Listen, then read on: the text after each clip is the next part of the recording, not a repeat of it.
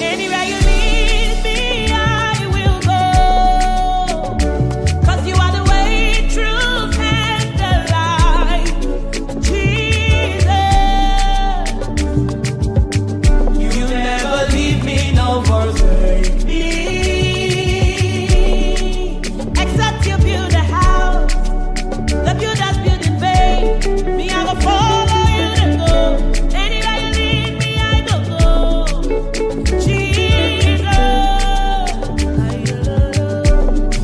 my life is for your glory, your glory. Chinedumo, chinedumo, chinedumo.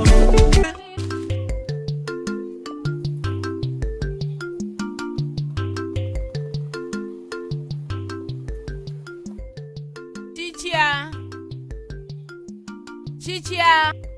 Mekema agbeto alo gbogbon. Honu. Afie ma bidi ma yo gbogbon barabara o kore di o. Chichia. Nyonu gbolo pe manya. Mboko mo fo posron.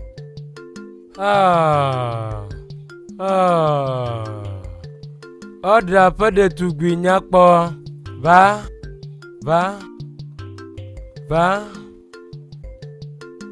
Chichia. Me va bena me va de kuku no.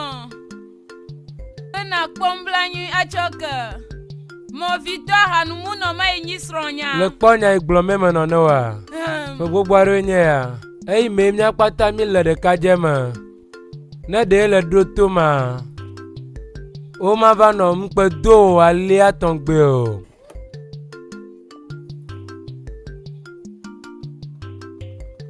Marefo. Na mia yi ɖe xɔ me. Eye mia le nya ya nyui ɖe. Chichia. Dele glofia be home. Ema dzo yi ɖe xɔ me. Elabe ne mi le nya ya le gia. Le nu wala te va bu anyigba. Abu anyigba. Oh. Nu kata le dzo le wɔwɔ ma be de me dzraɖo nyui ɖe ne nu ya hafi vɔ. Le nye nyui ɖe eta le va ɖo. Gbase yi dia ŋdɔkutu me. Ŋutɔ le bu nu sia ŋuti nyui ɖe hafi va. Oga ƒe ɖetugbi nyakpɔ.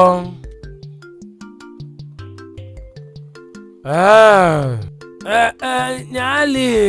Va. Chichia, voa ta flache le dula wenem blaulo.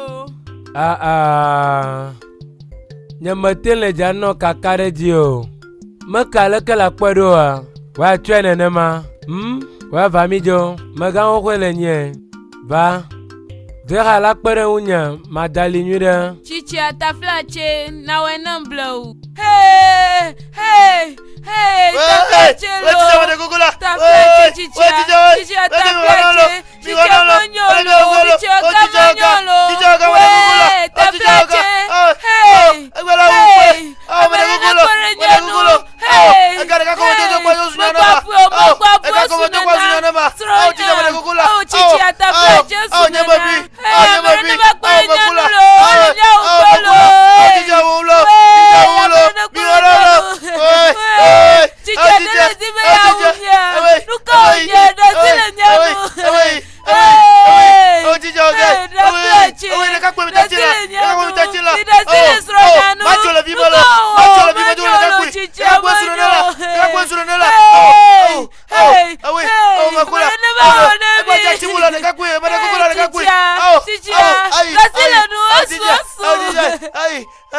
Hey! Ada, egbe ko anyi. La do to ma lo ma u do kwinya. Hey, ama ta flatie megba o. Ama ta flatie. Ta flatie. Ta flatie. Ponda la. Ta flatie. Cho ya pungbe. Made kuku. Blonya yo. Nala. Wodi me anam. Ta flatie. Blenum.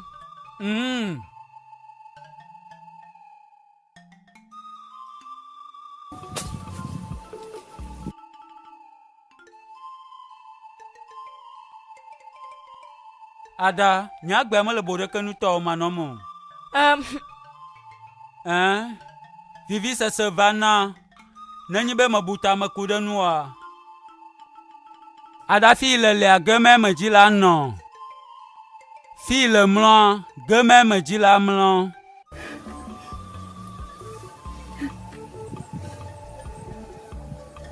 Voa mate segomo. Nyemenya nyati tutve macho de gomo no. Ale nyeji pona no. Voa me vona be ma va devine mieux. Nukata. Ada nukata. Atonya. Au. Ada o. Na mia ji mia no gbo. Havi mia ponu ku de tonu.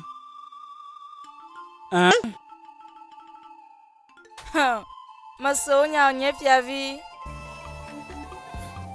Ta flatie de mia tejua. La dola nye be monlo.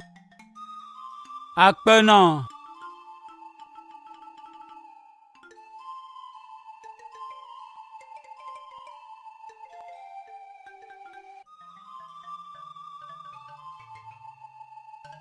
Majo. Ahoga swala si. Ene nye magro no America magbele. Odola gbele no nusi amenyo kro o. Madola ikaka gemo.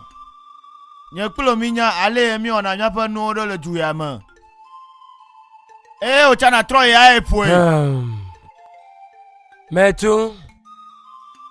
La meyo pata le duya me o me dome. Ureka wonya o dona gomesesene. Le kware nyemegbe wonya mesena wonya nyemedana le dio. Vieux toi voir le businessman. Egah Dzi Gà fenya. Ao, holanye, voa le nobe la kwale la tone yamado kle nou blan pokpo. Donc ba kle won ko blan le tuyama. O me gba yo na nko nyele afi de ko. Ameyo glo na nyabara chonya. Wo poto vana. Va dona gale gbonya.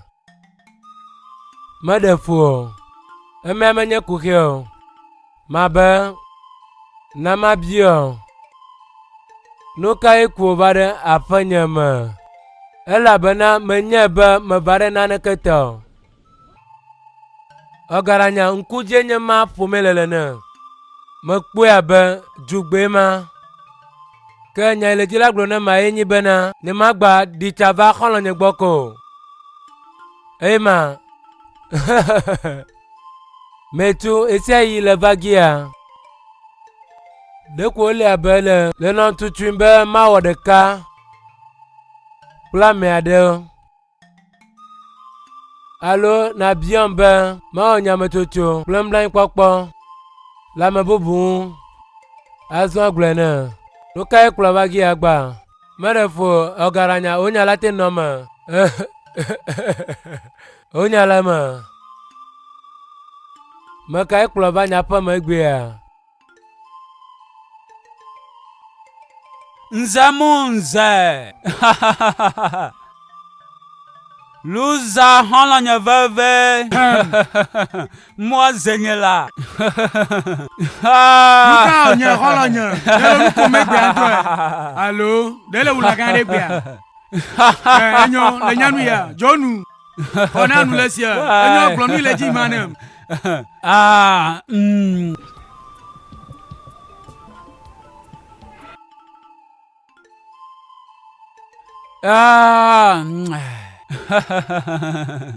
Nza holanya veve. Mele toji.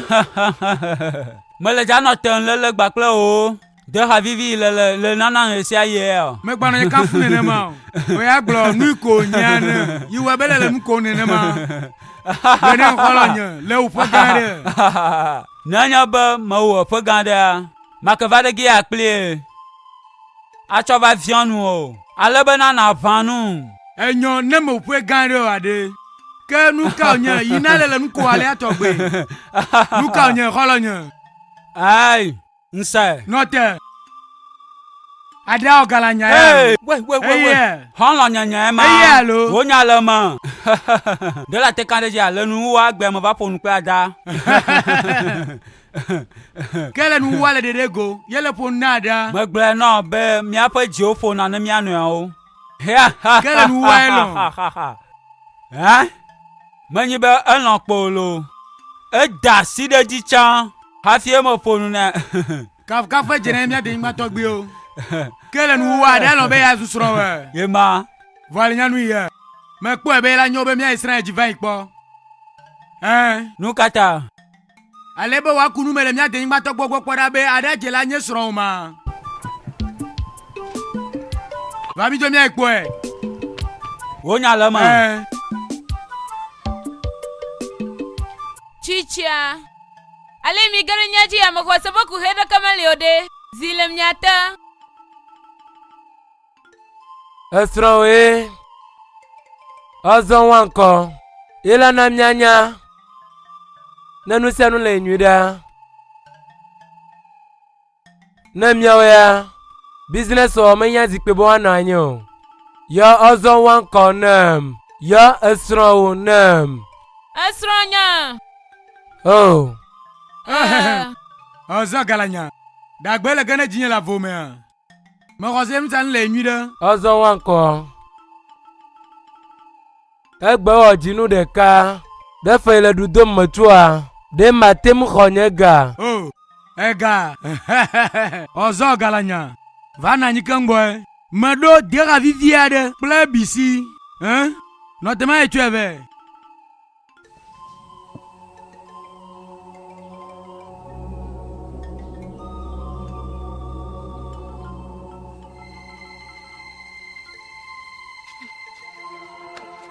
Tonyevo.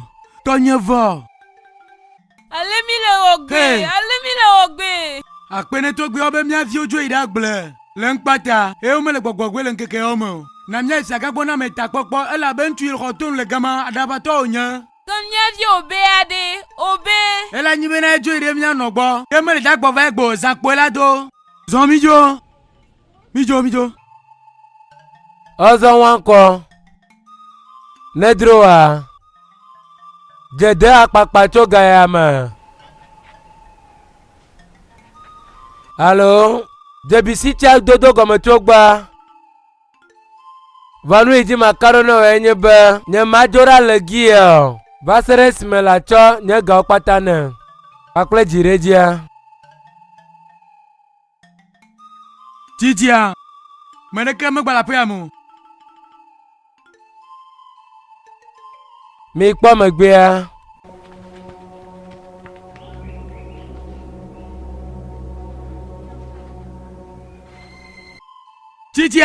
Titia. O mele gamolo. Americo. Oh, Oh, bo si du la pama. ke. Ozon wankwo, le jenunya. Vafika tutwe watesi inena. Hi. Ke ozon wankwo chue bena ye jenunya. Eh?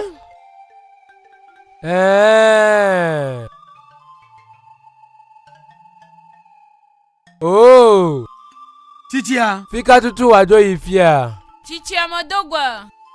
Morogwe. We mekele nya. Konye nye obdiageli. Ozo wanko fosronye ya. Meide no nye gbobo machona no ine. Ozon wanko. Fesron ye ya. Obi. Titia. Kokwe. Nukonya. Midasila unya. Oh, chicha. Nukonya. Midasila unya. Midasil. Nukonya. Masusron oye ya. Vasere si me ozon wanko la tunye ga okpatane.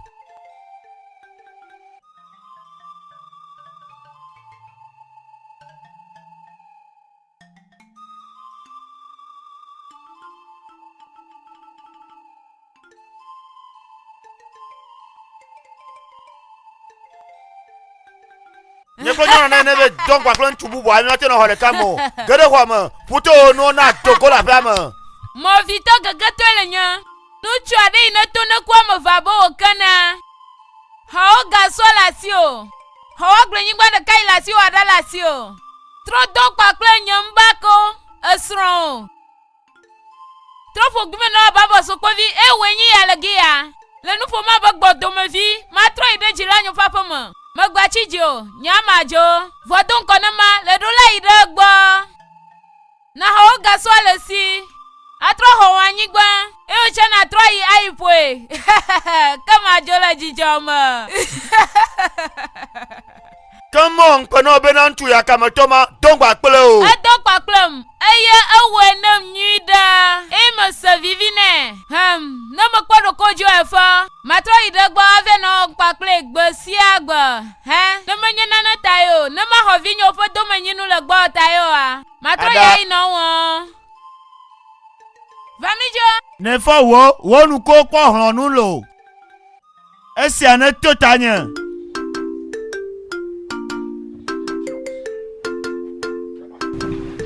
Ebe togbe okpoto le do du sisi ma. Nuka ta wazi do dui. Nyama nyan.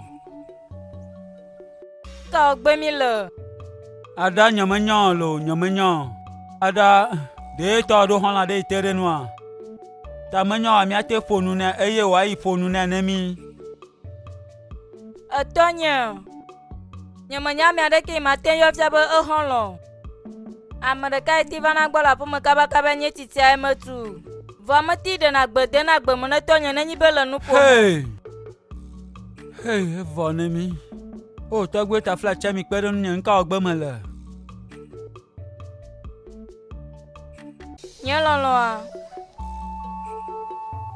Amedeka I meto nya agbe akle nye lubu ato na. Na woti wadi nu ti fa nemi. Ala bolonlo adi dudu ye.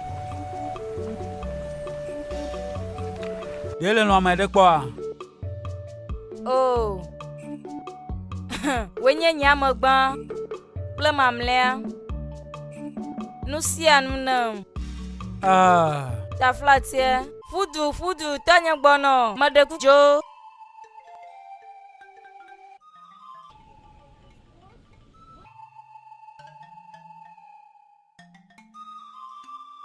Ado galanya. Tonya. Madogbe Tonya.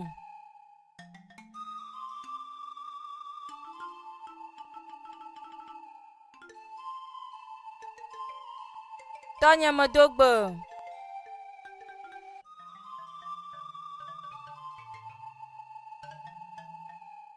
Ado galanya nuka melelele gia. Tonya, mavabe mawakutie. Eya mekanya mema inotere gboa.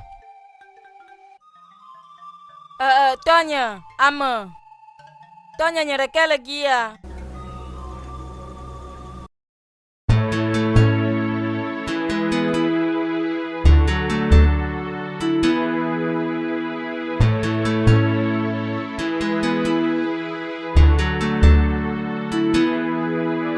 Preparing for your healing, my God, oh my God, I'm waiting for that touch that sends pain away.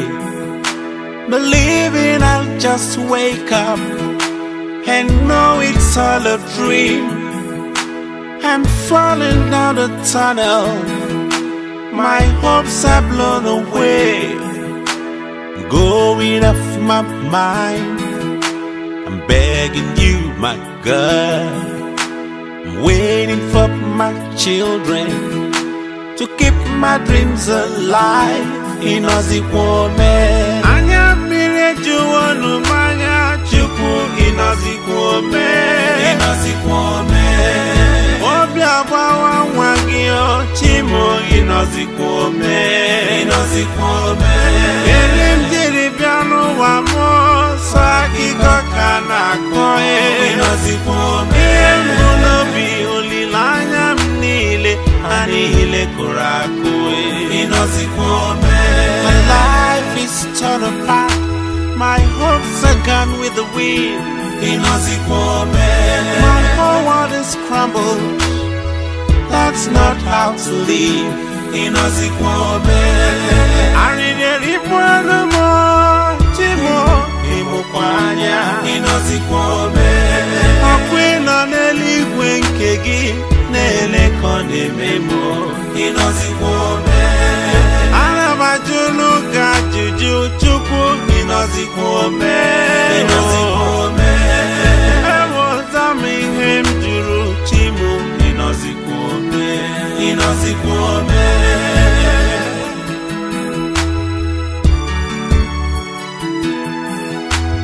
Giving all I lived for to satisfy my flesh, throwing away my visions that I might live again, believing I'll just wake up and see it's all a dream. I'm falling down the tunnel, my hopes are blown away. I'm going off my mind, I'm begging, oh my God, waiting for my children to keep my dreams alive. Inozikwome anya mire juwonu manya chupu. Inozikwome obi abawa nwagio chimo. Inozikwome erim diri bianu wa mo sakiko kana koe. Bi olilanya mnile anile korakoe. My life is torn apart, my hopes are gone with the wind. My whole world is crumbled. That's not how to live. Arideri pwano mo chimo imukwanya. Akwena neligwe nkegi nelekone memo. Anabajunu gajuju chukwu. Inozikwome. Ewozami hem juru chimu. Inozikwome Wangara diche chukwu nesiano manyebe. Achọmi mụ nwa nke mo Chineke chetanu mo. Obi agbawanu mo chukwu. Inozikwome na metu maka gị chimo kam kuru nwa. Inozikwome